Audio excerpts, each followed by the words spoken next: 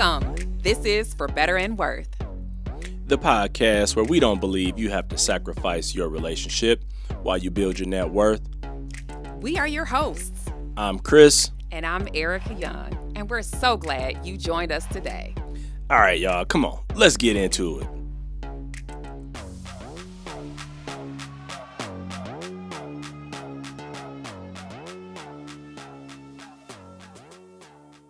We are back. I'm excited to be with you again today, husband. How you doing? Doing good. What's going on, people? Out there over the interwebs. Yes. Well, we always have a good time when we're sitting here and recording, and never a dull moment, I would say, on the mics. Would you say? I would agree with that. This is a fun thing to do, and it's actually encouraging because we get, emails and comments, and we run into people and they tell us how they are benefiting from this. So, it does me good, makes me want to keep pressing record and, coming up with content. And to that end, we always kick a lot of topics around to try and figure out what will resonate best. And I believe we have talked about the fact that we both came from single parent households. And when we talked about that, we really started to feel like, man, there were benefits of being part of a single parent household. And so we want to bring that to you all today. We want to tease that out some more and talk about the benefits of being from a single parent household, because you do not have to look at it in a negative way if you're a single parent out there, either male or female, because I personally believe there were benefits that we both experienced from our single parent household. So what do you think? I think the same. I also think that there is this misconception that, two parents is always the better option, right? And I learned a lot from both of my parents. I lived with one of them, my mom, and I got a lot from her. I learned a lot from her. I learned a lot from my dad. And the truth of the matter is, I'm not real sure that I would have learned both of those things with them both in the same house. So let's get into that. Well, let's talk about that. So describe for me the single parent home you lived in. So yeah, I lived with my mother from the age 7 until I graduated and went to college. You lived with her before that, but you know what I mean. Okay, so my parents divorced when I was 9. My mother moved out when I was 7, and so I had quite a bit of time with her, and I think, she really wanted to give us what she considered to be a better lifestyle. So we moved from the inner city of Detroit to Southfield. And we lived in that suburb until I graduated high school, and then I went to college. And she went out of her way to ensure that we had enough, and sometimes more than enough, to the sacrifice, she to a point where we would sacrifice. So she would put herself out there to ensure that we had what we want. She wasn't trying to keep up. I wouldn't describe it that way at all. I would say she really tried to give us what we wanted. And sometimes that meant my mother had a second job. I saw my mother graduate with her MBA. I also, saw her climb her ladder in corporate in her work with the state of Michigan as her job. And I saw her work hard. My mother was a hard worker. And so I learned that. I also learned hard work from my father, right? In different ways. And so I think that, there was a little bit of hustle to the way that she moved through life. And it was so that we could have a better life. If she were to tell it, I think that that's what she would say. And so that hustle, that drive is something that I learned from her. And my dad had a different hustle. He was more of an entrepreneur. And so definitely saw him hustle in different ways. Some of it I like, some of it not so much, right? And I think those are things that we learn. And I think it's important, because I think I appreciated it. I think it's important to appreciate your parents and what they have given you. And so you should ask her one day, did she see herself as a hustler? Yeah. I don't know that she would use that word. Yeah, well, that's what I'm saying. It would be interesting to ask her the question and Yeah. kind of see what her response would be on how she saw Yeah. the circumstance, because she might have just been like, "Look, I was trying to make ends meet. I was Right. just trying to do what needed to be done." So she may have not even looked at it as hustling. It was just, "Look, I'm a mother. I got two daughters. I got to just do what I got to do." Like Mama Bear syndrome just kicked in. Yeah. So it's always good to see like the different points of view, because Yeah. this is clearly your point of view, Right. and to hear her point of view, it would be interesting. It's just something I was thinking of as you were talking about it. So Yeah. And we were never, I would never have said we were poor. I don't think my mother would ever say that. That's definitely not the term she would use. There was definitely some paycheck to paycheck living, though. That was certain. And the reason I say that is because she would say, wait till payday. So I literally right, heard those words. Um, and so, and we behaved that way. So when we needed something, we knew when payday was. I got real used to that way of living. Um, look at you marking on the calendar. Mama no, get paid here. Let me see, Mama exactly. get paid here. So we can go shopping, or I can ask her if I can have some money to go hang with Look at friends. you, a child manipulator. You know what? I'll be real honest. I think I was. Like, if we're being real honest, that is one. Hit her right when she got paid. You like, well, you can't say no, Mama, because you got paid today. Can we talk about this? This is real life, because I don't think I'm the only child of a single parent household that would use it to their advantage. So for instance, I knew what my dad could handle and I knew what my mom could handle, and I would use those off of each other, right? So when I would go to dad's, I would know what I could get from him, and when I would be with mom, I would know what I could get from her. I did that when I graduated college and dad bought my ring. You know, that was important. It was a big deal for him to participate in that way. When I graduated high school, I honestly, I remember this. I'm not proud of it. I'm just being honest. But I was manipulative because I wanted a senior trip. And I wasn't I knew that I could push certain buttons so I could get what I wanted. It's not that I knew that my mother could afford to send me. And it's not that I knew that my dad could afford to buy this ring for me, but I used it to my advantage. I knew how to push the buttons. And that would maybe not have happened if they were in the same house. Okay, let's be honest. What they say, but the blood of Jesus covered you. Literally. And so, okay, confess your faults one to another that you may be healed. If we're going to go there, I have to admit that wasn't the brightest spot in my life, but it was one of those things that I learned how to navigate in a single parent household. I mean, and let's be honest, did you not? Did you have those moments? What was it like growing up? Not me. Oh, come on. Come on. Well, when I think about the single parent household I grew up in, my mom, we called her Big Mary, and Big Mary ain't play. So it was like you knew what to do and what not to do. And she, like your mom, was, she was plugged in to do what she needed to do. I think my brother and sister would agree. We were relatively poor, but we had everything that we needed. So we weren't like, Destitute. That would not be right, the word. right. She made a way to get what we needed, and sometimes get some of the things that we wanted. And y'all all look good. Y'all dressed nice. You was always clean. Y'all didn't play. Your mama always had nice dresses. She knew how to keep things together on a budget, And so we figured out how to make it work. But I think I've talked about this in the past where my mom used credit cards, and she leveraged those. And layaway. Well, yeah, she leveraged those things to try and provide for us. But I think one of the biggest things that I learned from her as a single parent was that it's that work and reward, because she was a person that I remember, like when I was in high school. My mom, she worked for the Internal Revenue Service, and my mom didn't have a car for a long time, and we didn't have a car. We used to catch the bus everywhere. We rode all over the east side of Detroit, and downtown. We got around on the bus, on the public transportation. And it wasn't until I turned 16 and I actually got a car of my own and it was like a piece of car.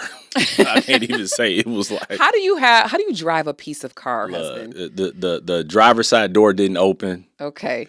We had to slide across the seat to I get had in. one of those cars. Have we talked about this before? I had one of those cars. I remember the carburetor used to have an issue, so I'd be driving with 2 feet. So Stop. I had a foot on the brake and 1 foot on the gas, like to keep the car going. So I'm Were talking you the about Flintstones? I'm talking about a piece of car. It was a piece of car, but we made it until I could get something nicer.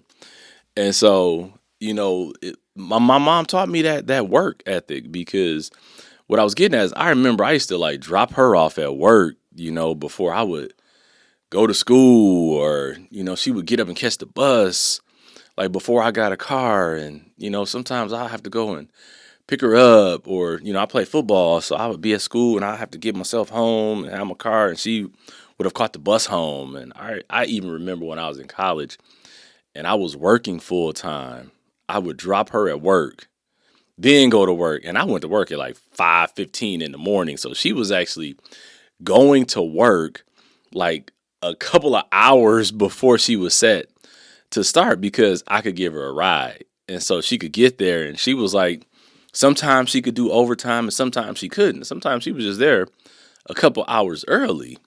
And then she might leave early sometimes, but most of the times it was like she had set hours.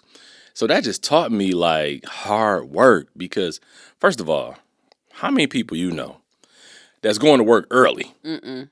Oh, no, They get hours paid- early. Come on. They get paid hourly, Yes. and they're not guaranteed to get overtime. People be rolling in work like 3 minutes before they supposed to clock in. Yeah. So Your mother was a hard worker, that's for sure. yeah, and I learned that from her as, a single parent. I'm not saying that's something that you can't learn from a 2-parent household, but we're talking about the single parent. That's one of the things, like she taught me, hey, if you want it, you better go work for it, because I remember clearly I was going into the 9th grade and my mom said, look, for back to school, back to school shopping was big back in Detroit. I mean, it's big everywhere. But in Detroit, you had to, get your fresh gear going back to school. And I was going to high school. And I was going to one of the top schools in Detroit. Oh, my gosh. No, not right Gas now. Technical High School. Oh, my gosh. Not right now. So I had to make sure I had my gear. And my mom was like, look, I'm willing to buy this, this, and this. But I was like, Mom, I need these gym shoes. I need this. She was like, well, son, you better get a job. Yeah. And I remember getting a job at 14 at a restaurant as a dishwasher. And I feel like I'm dating myself now, because that's back when you was like washing dishes for real. They had a dish machine, but I have like 3 or 4 aprons on trying to keep dry.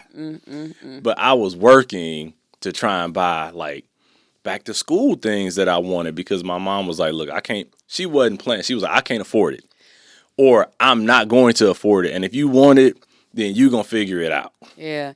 So that's interesting, because I didn't go get my first job to get clothing. My mother was clear that, she didn't want me to feel like I had to take care of that.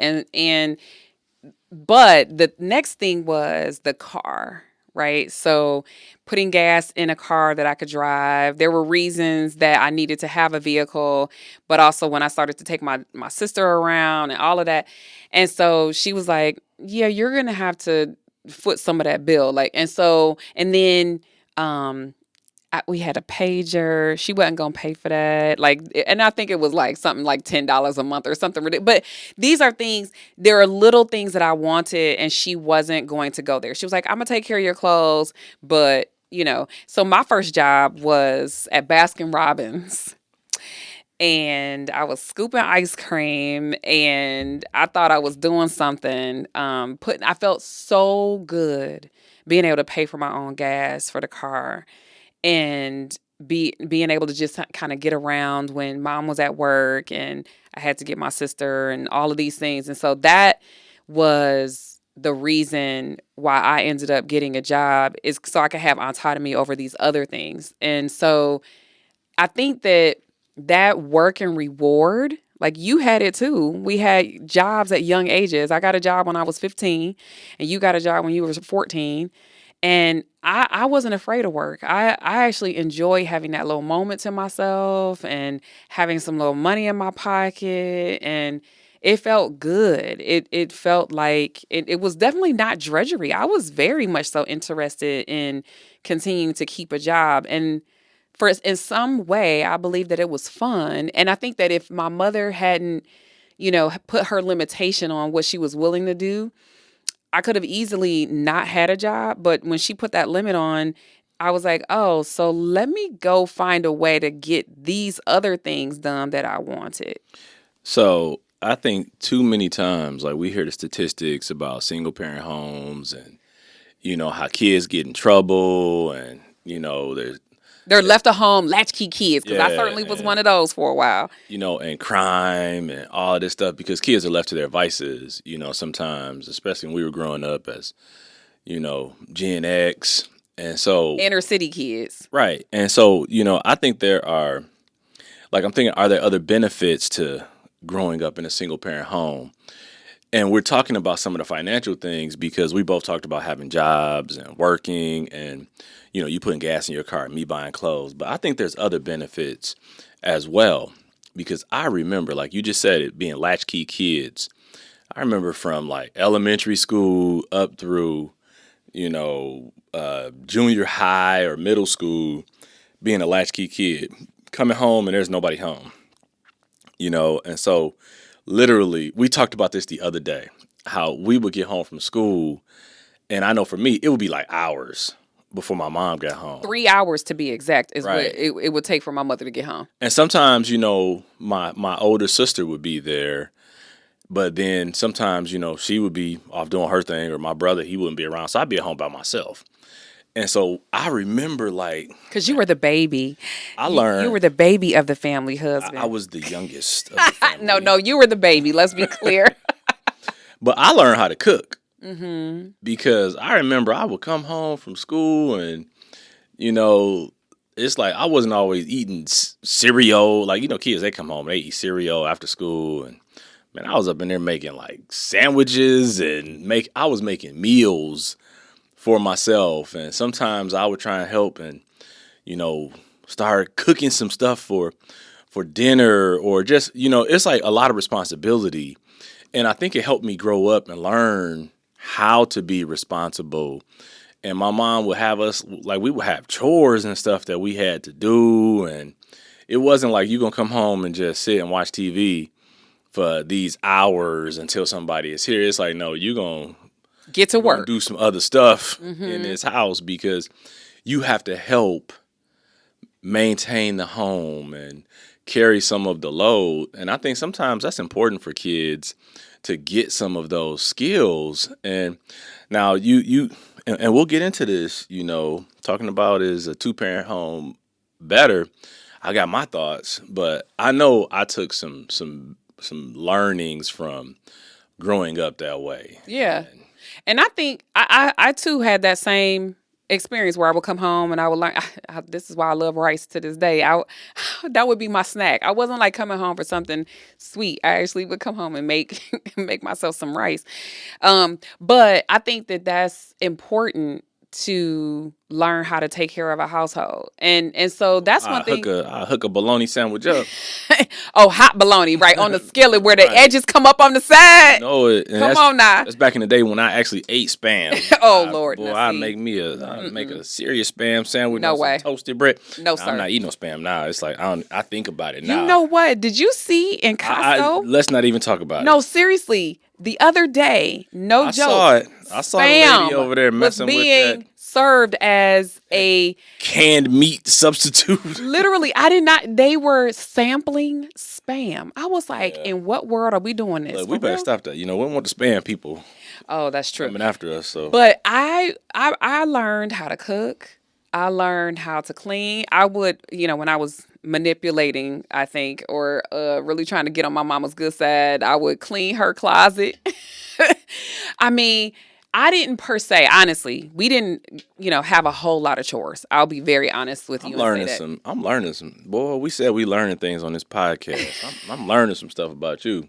I know when I wanted something, I certainly would try. And I part of my responsibility when my sister went to school was to watch her after school. So she was the latchkey in my area. You know what I mean? Like I actually went to latchkey for a while.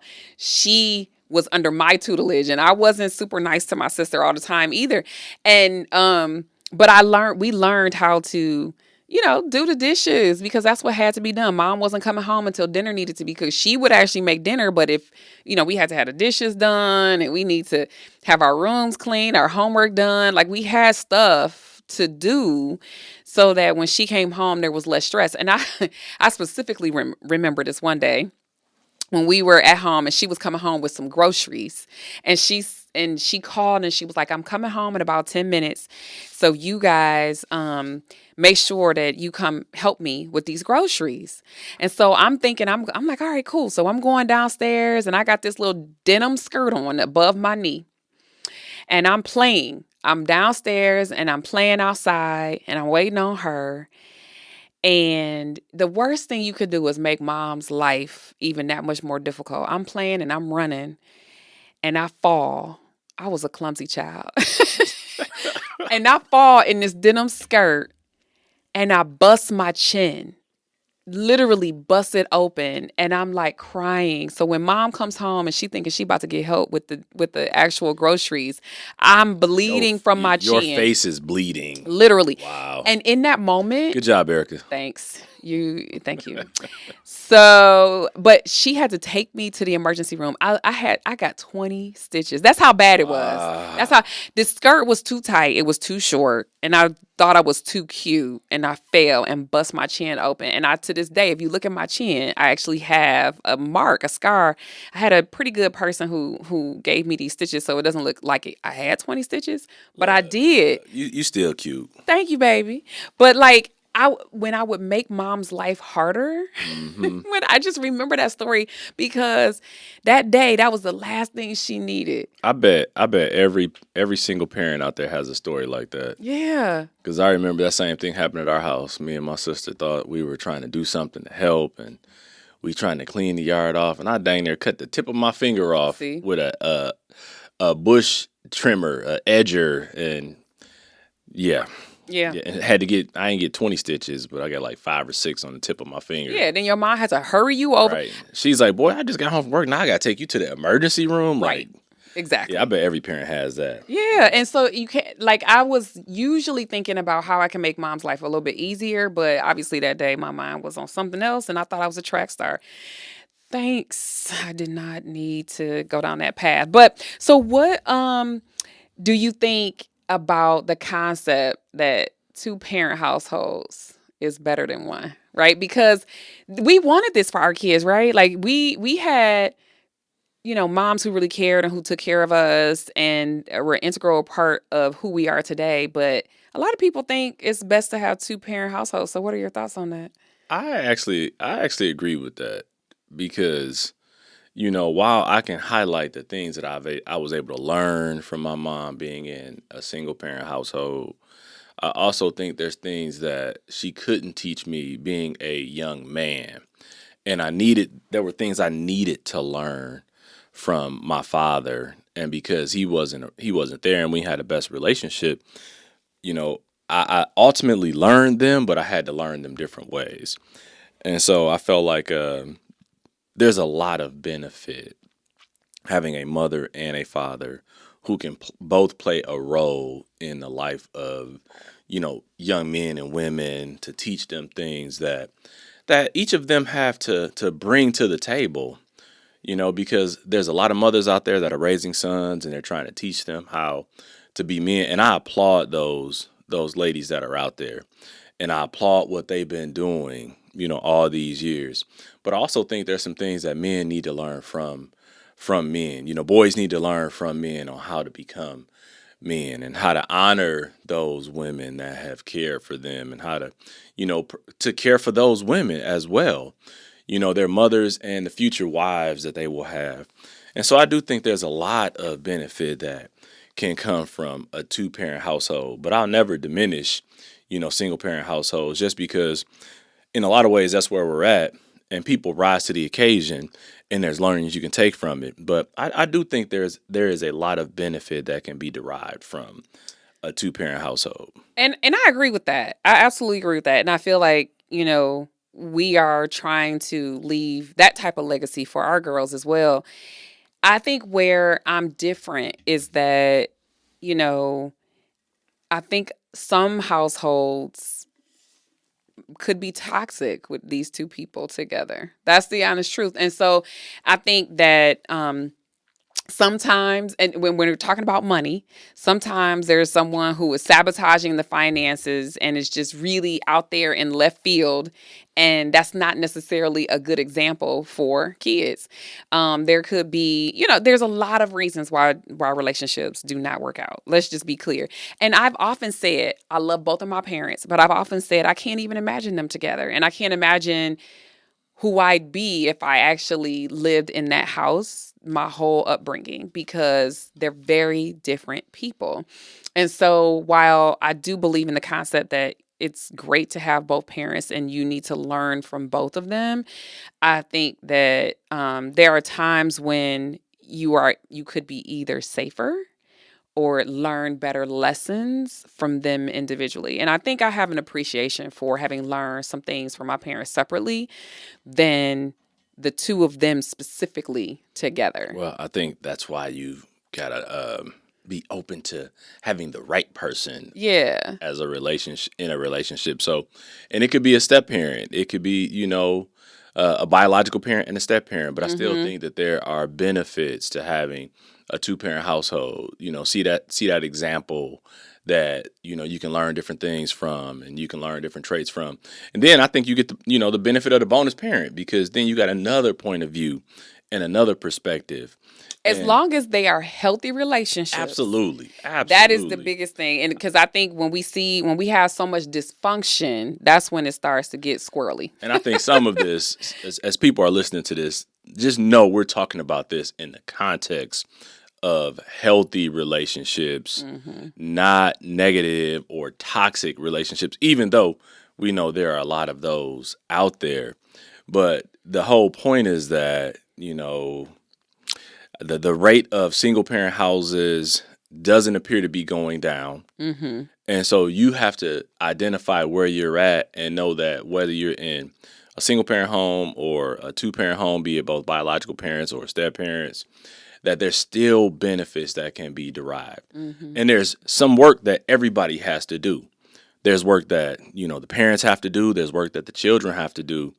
And you can all gain and glean insight, really one from the other, because I'm sure, when our parents saw us stepping up to the occasion and doing things to help out, and like you said, trying to make it easier for your mom and, me and my sister and my brother, we were trying to make it easier for our mom as well. And so I think they can appreciate those moments, but kids are kids, and they do dumb stuff. So, And I'm going to flip the script a little bit too. I love Malcolm Gladwell, and you and I have read his books, and one of the things, the concepts that he has in Outliers or David and Goliath.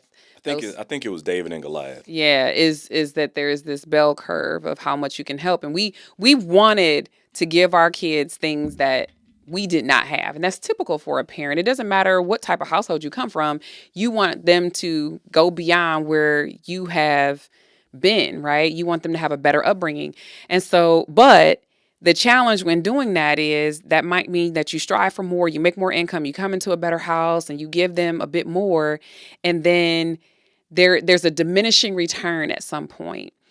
And so the flip side of this is potentially, in a two-parent household where you're making good money, is running the risk of giving them quote unquote too much. Is there a place where you've made it way too easy for them and they had no struggle? Because I think that the person that I am, in terms of a hard worker, a lot of that came because I saw my mother and my dad hustle to make ends meet as single people.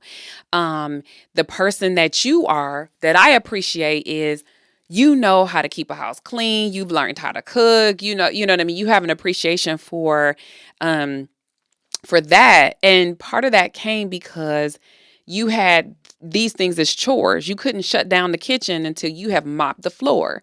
Those are the things that come when, it's not just you and a partner or a spouse who's actually doing most of the work. And I think that's one of the biggest things that can be missing. I'm not going to say it's always, but can be missing when we're trying to give our kids everything. We end up giving Yes. them a bit too much, if you will, or making their lives a little too comfortable to where they're not learning lessons that are really important and valuable. I can't tell you how many times I've heard my kids say, I went to school and these people didn't know how to do their own laundry.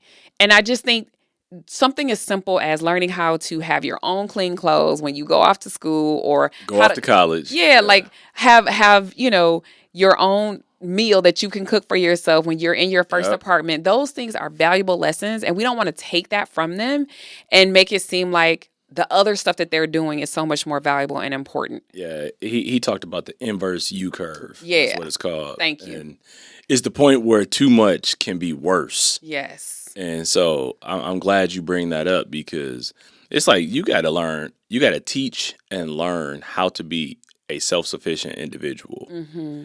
If you're going to be able to embrace and do all these other things that we've talked about, having good communication and, being able to articulate, where you at with money issues and how to navigate through money issues, because we're talking about two things that are really complex Yeah. by most accounts. Relationships, very complicated, Yes. Always. and money Mm-hmm. in the context of relationships. Yeah. Two very complicated things. And sometimes if you have access to all or a whole lot, you don't get some of these learnings that we were able to derive as, from single parent homes, because comfort can make you lazy sometimes. Yeah. That is not the type of human that I want to raise. Right, right. And comfort can still teach kids hustle, because our kids are, they were super smart and worked really hard, and, they're driven, and I appreciate all of those traits that I see within them, but it still requires parents to work to give them those good examples and help set boundaries, be it a single parent home. Because I know my mom was like, don't have any people in the house. So it was like, don't be having your friends over here. Don't have any boys, any girls, be in the house at this time. And she had like a list of rules. Yeah, And it's almost like she could walk in the house and be like, who been here? Yeah, you know what? That's true. My mother was like, you don't have nobody in the house. And if somebody came to visit me, I literally would come outside of the apartment and Yes. stand outside and talk to them. Yeah, like, you're not coming in here, because my mother, Big Mary, would come in and be like, Sniffing out crime. who been in here? It's like fee, fi, fo, fum. So let me ask you this. What did you learn from your mom about money? And how do you feel like you've taken that into your life today? I learned that, one, I wasn't going to be able to do everything that I wanted to. I wasn't going to be able to get or have everything that I wanted. But, the necessities is where you start. And I think that's a good thing for everybody to learn. Food, clothing, shelter, transportation, the core four. Make sure your bases are covered. Then everything else is a bonus. And so I really learned to, focus on the things that are most important.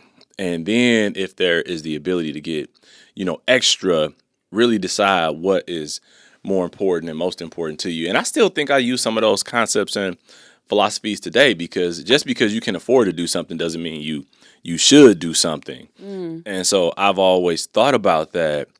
Like, well, just because I can afford to do it don't mean I should do it. And so then I started thinking like, okay, what should I do? And, at different points in life, and I think I'm reaching a different phase in life where I'm like, okay, what are the most important things? What matters the most? And then I focus on those things. Mm-hmm. And so what would you say are some of those things for you? So one big lesson that I learned from my mom is that you don't need to quit. I didn't share this earlier, but my mother didn't get her undergraduate degree right out of, like the traditional way. It took her a while. And I actually saw her graduate with her master's degree. We actually graduated together. You did. You She got a did. master's, I got a bachelor's. And Shout out Wayne State Warriors. that's right. But I saw her walk across the stage for both her undergrad and her master's. And it was inspiring to see her stay committed, even though it took her a while. And so I guess the thing that I learned from her is never give up. Like it's possible to still do those things. And that was inspiring. And it also inspired her father, who was one of the oldest people to get his associate's degree when he did in his 80s. And so I think that is a big lesson, is that one, it doesn't matter how old you are, but two, never give up. So, All right, so we're going to talk about, make it worth it. So in the context of, being from a single parent home or single parent household, I say the way you make it worth it is don't allow any negative stigma to make you think that you can't do good. Because I think there's a negative stigma around single parent households and things like that. But we just sat here for the last 35 minutes and talked about all the benefits and things that we learned. And I think if you push that negative stigma aside and then realize that you can grow good, solid, functional individuals and they can get great life lessons from you, whether there's two parents or whether there's one parent, I think that's how you make it worth it. yeah. And I would say appreciate what you have. Honestly, I know, again, this is not something that we necessarily share, but not everybody has, their parents or their biological parents or whomever. I mean, not everybody has that traditional household, but appreciate what you have. Somebody is taking care of you or you're taking care of somebody. Appreciate what you have, because that it's a blessing to have a parent who cares, be it one or two, right? Or in the household. And so I appreciated my mom. And there were times when, that didn't always happen. Like I wasn't always appreciative, but looking back, I absolutely appreciate her sacrifice, her hustle, and what she gave to my sister and I. So appreciate that. And I appreciate my relationship with my father as well. Though we weren't in the home the entire time, that is, that relationship is important. So appreciate what you got. So I'll say this, both of my parents have passed on. So I'll just give them both a shout out right now. I appreciate what you guys both taught me, what I learned from you separately and collectively. So though you're not here, just know, your memory carries on and the lessons I've learned carry on as well. That's awesome. Thanks, husband. That was so beautiful. Cool. So it's been great. My hope is that we have inspired some folks to be their best selves for their household and their kids, because no matter what type of household you come from, it's always going to be good. Let's just make sure that we're, taking advantage of all of the lessons along the way. So until next time, guys. We're out. Thank you for spending some of your time with us today. We appreciate all your support. So be sure to subscribe, rate, and review us wherever you listen to this podcast. You can find us on Instagram at For Better and Worth. And sign up for our email on forbetterandworth.com. Till next time, we're out of here.